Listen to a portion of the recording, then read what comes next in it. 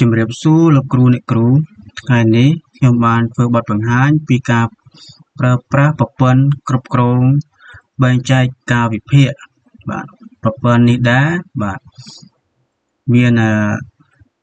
កាលវិភាគរួមបាទហើយនឹងកាលវិភាគតាមថ្នាក់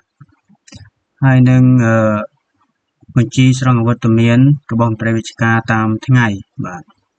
អញ្ចឹងប្រព័ន្ធហ្នឹងវាអូតូដោយស្វ័យប្រវត្តិបាទអញ្ចឹងប្រព័ន្ធនេះដែរយើងគ្រាន់តែជាដំបូងយើងបើកដំបូងមកគ្រាន់តែវាចេញបែបនេះបាទវាចេញតែប៉ុណ្្នឹងទេបើកដំបូងដល់ពេលយើងបញ្ចូលព័ត៌មានបាទអញ្ចឹងយើងបញ្ចូលព័ត៌មានវានឹងចេញបញ្ជីផ្សេងទៀតណាបាទ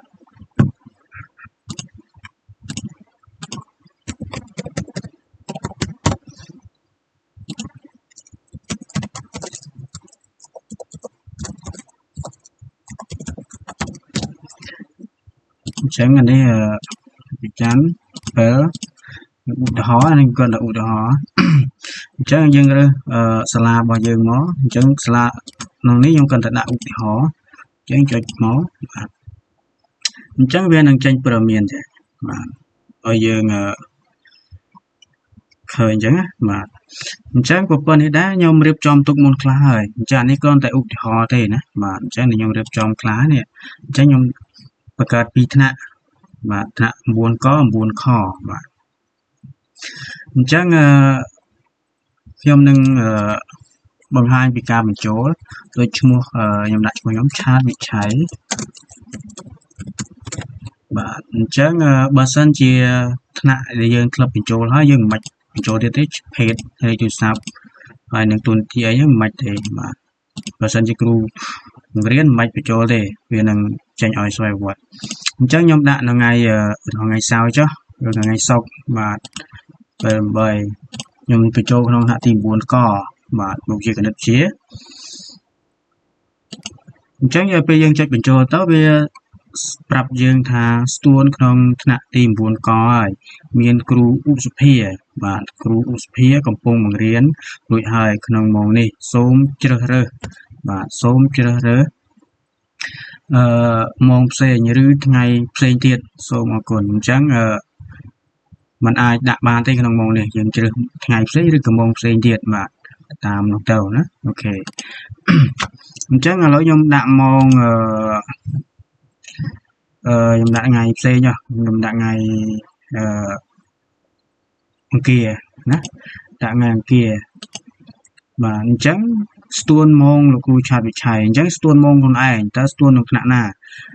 ស្ទួននៅថ្នាក់ទី 9 ខនេះ9ខ្ញុំបញ្ចូល9 កទេពេលស្ទួននៅក្នុង 9 ខអញ្ចឹងម៉ោងនេះខ្ញុំបានបរៀនរួចហើយគឺ 9 ខអញ្ចឹងកាលណាតែវាស្ទួនមិនថាស្ទួនម៉ោងរបស់គេឬក៏ស្ទួនម៉ោងរបស់ខ្លួនឯងទេបាទអញ្ចឹងវាអត់អនុញ្ញាតឲ្យយើងបញ្ចូលទេណាហើយវាផ្ញើសារមកយើងប្រាប់យើងថាស្ទួននៅម៉ោងណានៅម៉ោងដែលយើងបញ្ចូលហើយនឹងថ្នាក់ណាហើយឈ្មោះគ្រូណាដែលបង្រៀនហ្នឹងបាទអញ្ចឹងចុចអូខេមកបាទអញ្ចឹងការភាគនេះវាទំនេរនៅថ្ងៃច័ន្ទបាទខ្ញុំដាក់ថ្ងៃច័ន្ទអញ្ចឹងម៉ោង 7:08 បាទថ្នាក់ទី 9 កណាបាទវាចូលប៉ុន្តែខ្ញុំរៀនគណិតវិទ្យាបង្រៀនគណិតវិទ្យាខ្ញុំត្រូវដាក់2ម៉ោងអញ្ចឹងយើងសេមួយទៀតមកអញ្ចឹងព័ត៌មានដែលយើងក្លាប់បញ្ចូលយើងមិនបញ្ចូលទៀតទេខ្ញុំដាក់ថ្ងៃច័ន្ទអត់ដែរប៉ុន្តែយើងដាក់ម៉ោង 8:09 ថ្នាក់ទី 9 ខ9 កដដែលអញ្ចឹងយើងចុចបញ្ចូលបន្ថែមមកបាទអូខេអញ្ចឹងយើងមិនបាច់ស្មុគស្មាញក្នុងការបើសិនជាសាលាណាដែលប៉ះថ្នាក់ច្រើនគឺស្មុគស្មាញនឹងការដាក់ម៉ោងទៅវាត្រួតម៉ោងគ្នាណាពិបាកអញ្ចឹងអានេះវាយើងដាក់ទៅវាអត់អូតូទេគ្រាន់តែយើងដាក់ទៅបើសិនស្ទួនគ្នាវានឹងប្រាប់ហើយវាមិនអនុញ្ញាតឲ្យបញ្ចូលទេណាបាទមិនបាច់យើងទៅឆែកមើលថាស្ទួននៅតាណាតណៃរោមើលពេលដាក់ការភាគទៅគ្រូបរៀនចិនម៉ោងគ្នាអីញ៉ៃទេណាបាទស្ទួនហើយវាប្រាប់ហើយទិន្នន័យខាងក្រោមនេះវានឹងបង្ហាញទាំងអស់បាទយើងបង្កើតប្រមាណថ្នាក់វាចេញប៉ុណ្ណឹងហើយវាមានបញ្ជីសញ្ញេតែម្ដងបាទអញ្ចឹងបើសិនជាយើងចង់បង្កើតថ្នាក់ថ្មីមួយទៀតឥឡូវខ្ញុំដាក់ឈ្មោះលោកគ្រូសានកុសលបាទសានកុសល សានកុសលសលបាទសានកុសលខ្ញុំបង្កើតថ្នាក់ថ្មីអញ្ចឹងកាលណាតែថ្មីដំបូងបញ្ចូលនៅថ្នាក់ដំបូងយើងត្រូវបំពេញព័ត៌មានទាំងអស់អញ្ចឹងលេខទូរស័ព្ទខ្ញុំគិតតែដាក់ទៅណាបាទតួនាទីខ្ញុំឲ្យគិតកាន់បន្ទុកថ្នាក់នឹងបដ ாய் ណាបាទអញ្ចឹងគ្រូបន្ទុកថ្នាក់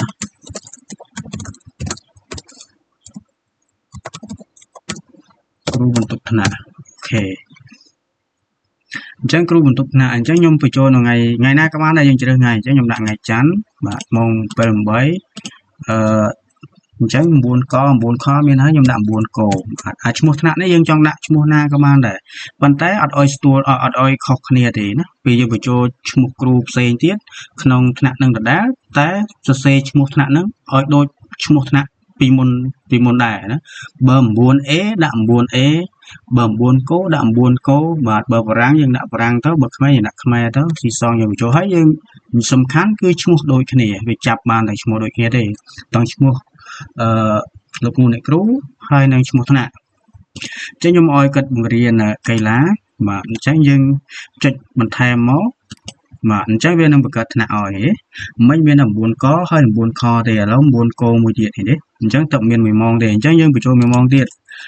កីឡា 2 ម៉ោងមែនទេសានកុសល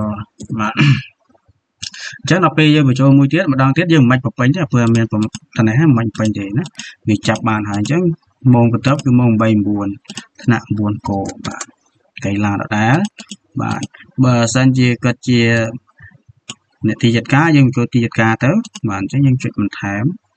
បាទអូខេអញ្ចឹងឃើញវាចូលហើយណាអូខេអានេះក្នុងការបង្កើតឈ្មោះថ្មីប៉ុន្តែបើសិនជាគាត់ធ្វើការនៅទីចាត់ការបាទអញ្ចឹង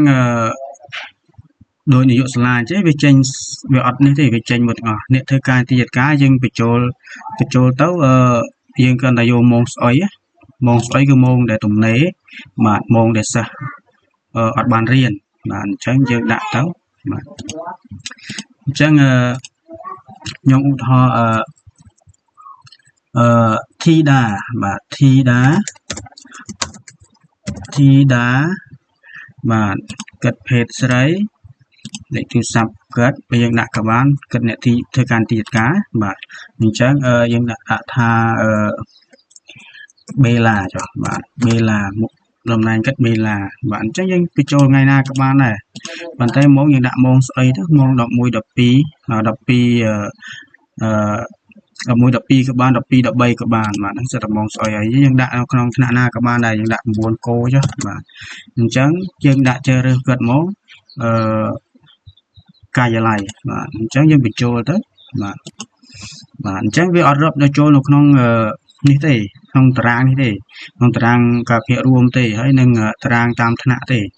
បាទគ្រាន់តែវាចេញនៅក្នុងបញ្ជីខាងក្រោមនេះបាទនេះធីតាបាទឃើញទេអ្នកធ្វើការទីចាត់ការគឺអត់មានម៉ោងបរិញ្ញាគឺវាចេញចឹងទាំងអស់បាទចេញសទាំងអស់ឲ្យយើងសញ្ញេអញ្ចឹង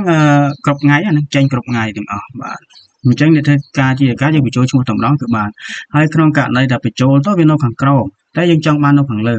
តើតាយើងបញ្ចូលអ្នកធ្វើការនៅទីចាត់ការមុនគេបង្អស់បាទបញ្ចូលអ្នកណាមុនឈ្មោះអ្នកនោះឯងនៅលើបាទអញ្ចឹងវានៅលើបាទអញ្ចឹងដើម្បី print លោកគ្រូអ្នកគ្រូអាច print បានយើងចង់ដូរពណ៌ក៏បានដែរណាបាទយើងដូរពណ៌អញ្ចឹងមកបាទនេះបាទអញ្ចឹងយើងដាក់ print មកយើង print អញ្ចឹង print អានេះក្តាស់បញ្ឈរបាទក្តាស់ A4 តែវាបញ្ឈរតែវាចេញញឹកស្កេសចេះលោកគ្រូចង់ឲ្យវាតតឹងគ្រូដាក់វាតតឹងមកនេះបាទអញ្ចឹងចេញ print មកនេះការភាគរួមបាទអានេះថ្ងៃម៉ោងសរុបហើយម៉ោងសរុបតាមមុខវិជ្ជាម៉ោងសរុបទាំងអស់ហើយតាមមុខវិជ្ជាតាមថ្នាក់បាទដល់ពេលអានេះវាក្តាស់ផ្ដេកអញ្ចឹងយើងដាក់បញ្ឈរវិញអានេះយើង print ផ្ដេកទៅដល់ពេលអានេះយើង print បញ្ឈរមកវិញមកបាទនេះតារាងតាមការភាគតាមថ្នាក់ដល់ពេលខាងក្រោមគេនេះគឺបញ្ជាវត្តមាននេះយើងចង់ផ្ដេកក៏បានចង់បញ្ឈរក៏បានបាទអញ្ចឹងក្នុងអ្នកធ្វើបញ្ជីនេះយើងបំពេញទៅបាទយើងបំពេញនេះមកបាទអ្នកធ្វើបញ្ជីឈ្មោះអ្នកណាគេបាទ ឧទាហរណ៍យើងដាក់ថាឈ្មោះ mini បាទអូខេអញ្ចឹងដល់ពេលខាងក្រោមនេះវានឹងចេញឈ្មោះ mini បាទឈ្មោះនាយកសាលាខ្ញុំដាក់ថាចំណានគឺឧទាហរណ៍ណាអញ្ចឹងលោកគ្រូចង់បដូរពណ៌ការភាគនេះបដូរពណ៌បានតែការភាគបិទតាមថ្នាក់ទេបាទអញ្ចឹងអាការភាគរួមហើយនឹងវិជាអវត្តមានរបស់គ្រូហ្នឹងគឺអត់ដូរទេ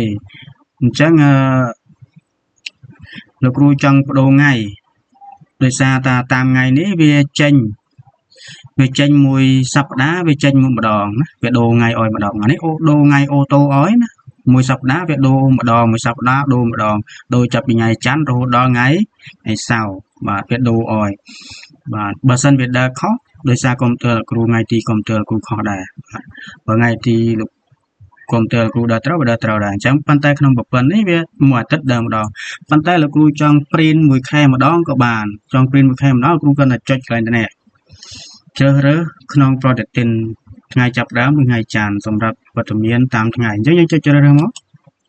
ជំរាបជ្រើសរើសមកអញ្ចឹងបាទនេះយើងចូលខែថ្មីមកខែថ្មីយើងចុចមកចុចថ្ងៃទី4ណាថ្ងៃទី4ដល់ពេលថ្ងៃគេថ្ងៃទី5បាទបើយើងចង់ដូរមកអាទិត្យយើងចុចថ្ងៃអាទិត្យក៏ត្រឹមត្រូវដែរហើយនេះដូរតាណាទេឥឡូវខ្ញុំដាក់ថ្ងៃអាទិត្យមួយទៀតថ្ងៃអាទិត្យទី10អញ្ចឹងច្បាស់តែថ្ងៃច័ន្ទខ្ញុំលុបថ្ងៃទី11អញ្ចឹងនេះថ្ងៃអង្គារលុបថ្ងៃទី12បាទអញ្ចឹងយើងដូរព្រីនគេចុចមកដូរព្រីនយើងចង់ព្រីនមួយខែម្ដងក៏បានមួយអាទិត្យម្ដងក៏បានមួយត្រីមាសម្ដងក៏បានមួយឆមាសម្ដងក៏បានមួយឆ្នាំតែម្ដងក៏បានដែរអញ្ចឹងប្រព័ន្ធនេះអត់មានអីទេណាបាទអញ្ចឹងបើគ្រូត្រូវលោកគ្រូអ្នកគ្រូត្រូវការអាចទាក់ទងបានតាម Facebook ឬលេខទូរស័ព្ទ 098981192 បាទអញ្ចឹងសូមអរគុណ